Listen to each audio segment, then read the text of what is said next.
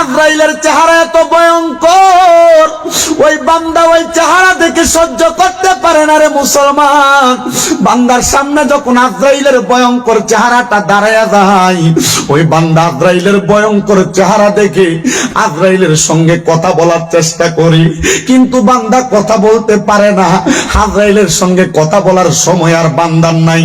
ওই সময় তার দুই চোয়ালের মাঝখানে বান্দার জিহ্বাটা কামড় উপরে আটকায়া যায়। হে ডুপির বন্ধের যুবক, মসজিদে আযান হয়, তুমি নামাজ পড়ো না। ওই সময় যদি আজরাইল তোমার রূহটা কবজ করে, তুমি কি এত কষ্ট পেয়ে মারা যাইবে? একটা বার চিন্তা করো। হে মুসলমানের দল, মুসলমান দাবি করো, কিন্তু মুসলমানের আদর্শ তোমার ভিতরে বাস্তবায়ন করো না। একটা বার চিন্তা করো, আজরাইল যদি তোমার আমার রূহ কবজ করার সময় বিছানার মধ্যে প্রস্রাব পায়খানা করে দাও, জিহ্বায় কামড় দিয়া দাও, চোখ উল্টে দাও, মানুষ মনে করবে মনে হয় আজরাইল রে দেখা ভয় পাইছে। ও মুমিন মুসলমান, মুসলমান ইমানদার কোনদিন আজরাইল রে দেখা ভয় পাবে না, কারণ মুমিন মুসলমান কখন তার রূহ নিছে সে টেরই পাবে না। ওই সময় আজরাইলের সঙ্গে কথা বলার চেষ্টা করলে মুসলমান জিহ্বার মধ্যে কামড় পড়ে যাবে। এবার বান্দা চোখ দিয়ে চেষ্টা করবে বোঝানোর জন্য, এখন আমার রূহ কবজ করবা না। ওই সময় আজরাইল আর তার কথা শুনবে না, চোখ দিয়ে বোঝানোর চেষ্টা করলে চোখগুলা উল্টে যাবে। এবার বান্দা আজরাইলের ভয়ঙ্কর চেহারা দেখা আজরাইল যখন তার হাতের থাবাটা বান্দার বুকের মধ্যে দিবে, ওই বান্দা ভয়ে প্রস্রাব পায়খানা করে দিবে। আজরাইলকে দেখা বান্দার ঘাড়ের শাহরক গুলা ঠাস ঠাস করে ছিঁড়ে যাবে, হাতের শাহরক গুলা ঠাস ঠাস করে ছিঁড়ে যাবে, পায়ের শাহরক গুলা ঠাস ঠাস করে ছিঁড়ে যাবে। ওই বান্দার রক্ত চলাচল করতে পারবে না। এবার বান্দার রক্ত গুলা না কারা মুখে দিয়া বাইর হবে। নবী গো, এই মরণটা কি ভালো মরণ? আমার নবী কয় না রে উম্মত না, আজরাইলের ভয়ঙ্কর চেহারা দেখা মারা যাইয়া এমন কষ্ট পাইয়া যারা মারা যায় এটা ভালো মরণ না। নবীজি, ও মায়ার নবীজি, আপনি না বলছেন কোরআন তেলাওয়াত যারা বেশি বেশি করবে এরা দুনিয়া থেকে অন্ধকার কবরে যাওয়ার আগে ঈমানের সাথে মরবে। এমন কষ্ট পায় মরণটা তো ঈমানের মরণ না। তাহলে আপনি বলেন না ঈমানের মরণ কোন মরণটাকে বলে? আমার নবী বলে আজরাইল ঈমানদারের সামনে আসার আগে গো, ঈমানদারের সামনে আমার আল্লাহ দুইটা রহমতের ফেরেশতা পাঠিয়ে দিবে। এ ডুপির বন্ধের যুবক, এ ডুপির বন্ধের মুরব্বীরা, পর্দার অন্তরালের মা বোনেরা, ওই রহমতের ফেরেশতা এমনি এমনি আগমন করবে না। নবী আমার বলে রহমতের ফেরেশতার একজনের হাতের মধ্যে জান্নাতি মেশক আম্বরের আতর থাকবে, আরেকজন ফেরেশতার হাতের মধ্যে জান্নাতি তুফা আপেল থাকবে, অথবা কেউ কেউ বলেন জান্নাতি খেজুর থাকবে, জান্নাতি খেজুর। এগুলা নিয়ে যখন ইমানদার বান্দার সামনে আইব গো, একজন ফেরেশতা ইমানদার বান্দার মাথার কাছে বসবে, আরেকজন ফেরেশতা ইমানদারের নাকের কাছে বসবে। মাথার কাছের ফেরেশতা ছোট বাচ্চা কান্না করলে তার মা যেমন ভাবে তার মাথার মধ্যে হাত বুলাইয়া দেয়, মাথার কাছের ফেরেশতা ইমানদার বান্দার তেমন ভাবে হাতটা বুলাইয়া দিবে। ইমানদার ঘুমায়া যাবে, আর আজরাইল ফেরেশতা আল্লাহর কাছে প্রশ্ন করবে, আল্লাহ তোমার বান্দার তো হায়াত শেষ হয়ে গেছে, এখন কি বান্দার রূহটা কবজ করব? আল্লাহ অনুমতি দিবে, যাও বান্দার রূহটা কবজ করো। এবার আজরাইল এসে আপনার আমার বুকের মধ্যে হাত যখন দিবে, বুকের মধ্যে হাতটা দেওয়ার পরে এবার এই বুকের মধ্য থেকে একটা আওয়াজ আসবে, আজরাইল, ও আজরাইল, এই বুক দিয়া তো তুমি রূহ কবজ করতে পারবা না, কারণ এই বুকের মধ্যে মুসলমানের আল্লাহ নবীর ভালোবাসা আছে, এই বুকের মধ্যে কোরআন সুন্নাহর ভালোবাসা আছে। ও আজরাইল, এখন তুমি তার রূহ কবজ করতে পারবা না। এবার আজরাইল আবার আল্লাহর কাছে ফিরে যাবেন, আল্লাহ বান্দার বুক দ্বারা তো তার রূহ কবজ করা যায় না।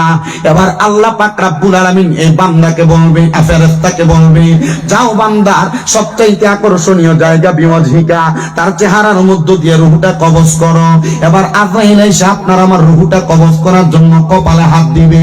কপালের মধ্য থেকে আওয়াজ আসবে, আজরাইল, ও ফেরেশতা আজরাইল, এই কপাল দ্বারা তো রূহ কবজ করা যাবে না। বলে কেন গো? কারণ এই কপাল দ্বারা মুসলমান 5 ওয়াক্ত নামাজে আল্লাহকে সিজদা দিয়ে সুবহানা রাব্বিয়াল আলা বলেছে, এই জন্য বান্দার কপাল দ্বারা রূহ কবজ করা যাবে না।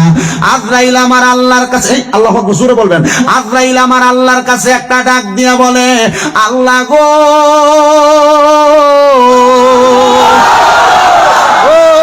আল্লাহ গো, বান্দার রূহ তো এমনি কবজ করা যায় না, এবার বান্দার রূহটা কেমনে কবজ করব? আজরাইল, কেন রূহ কবজ করা যায় না? কারণ বান্দার বুকে হাত দিলাম রূহ তো কবজ হয় না, বান্দার কপালে হাত দিলাম রূহ তো কবজ হয় না।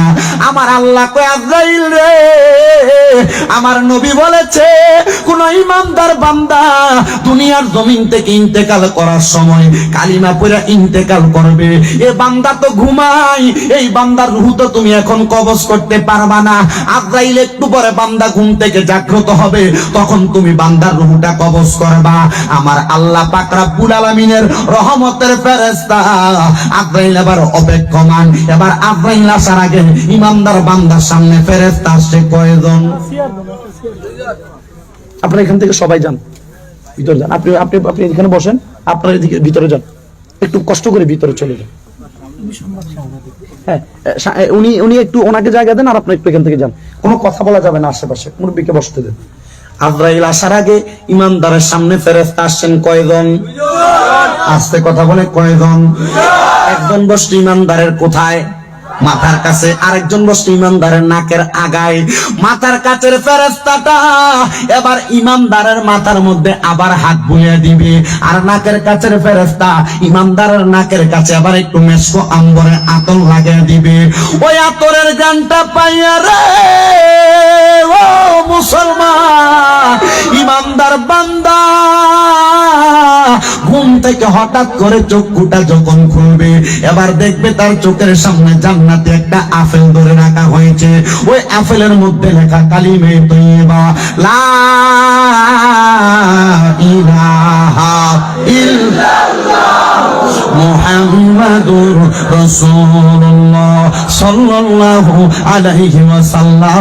জবান খুলে বলেন আল্লাহু আকবার। ইমানদার যখন কালিমা পড়বে রে, আল্লাহ ডাক দিয়ে বলবে, আজরাইল, এবারে ইমানদারের রূহটা তুমি কবজ করতে পারো। বলে কেমনে কবজ করব? ইমানদার কালিমা পড়ার সময় তার মুখ দ্বারা একটা বাতাস বের হয়েছে, ওই বাতাসের মাধ্যমে ইমানদারের রূহটা তুমি কবজ করো। ইমানদার টের পাবে না, টের পাবে না গো।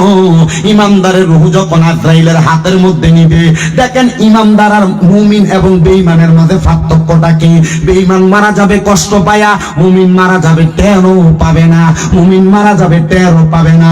এবার আপনারা বলেন বাবারা, আমরা ঠিক তেমন পরিমাণ মুমিন হওয়ার দরকার আছে না না? আমানতু বিল্লাহি ওয়া মালাইকাতিহি ওয়া কুতুবিহি ওয়া রাসূলিহি ওয়াল ইয়াউমিল আখির ওয়াল কদরি খাইরিহি ওয়া শাররিহি মিনাল্লাহি তাআলা ওয়াল বা'সি বা'দাল মাউত।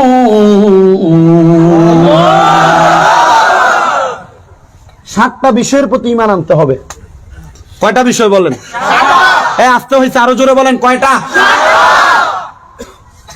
এই 7টা বিষয়ের প্রতি ঈমান না আইনা কবরে যাবেন, কবরের দুই দিকের মাটি আপনাকে চাপ দিবে, ডান দিকের হাড়গুলা ভেঙে বাম দিক দিয়ে বের হবে, বাম দিকের হাড়গুলা ভেঙে ডান দিক দিয়ে বের হবে। আপনি কষ্ট চিৎকার করবেন, যে মা, যে বাবার জন্য, যে সন্তানের জন্য, যে স্ত্রীর জন্য ইনকাম করে আপনার জীবন বিসর্জন করেছেন, ওই সন্তান, ওই স্ত্রী, পুত্র আপনার কবরে বিন্দু পরিমাণ কোনো লাভ, কোনো অংশ আপনাকে দিতে পারবে না। এই জন্য ওই কবরে আপনি সুন্দরভাবে জায়গা করে নেওয়ার আগে দুনিয়াতে আপনার জীবনটা 7টা বিষয়ের প্রতি ঈমান এনে এবং আল্লাহ এবং তার রসুলের কথা মোতাবেক, এগুলো খুলেন না, আল্লাহ এবং তার রসুলের কথা মোতাবেক আমল করার জন্য আল্লাহ যেন আমাদেরকে তৌফিক দান করে, জোরে পড়ে না আমিন।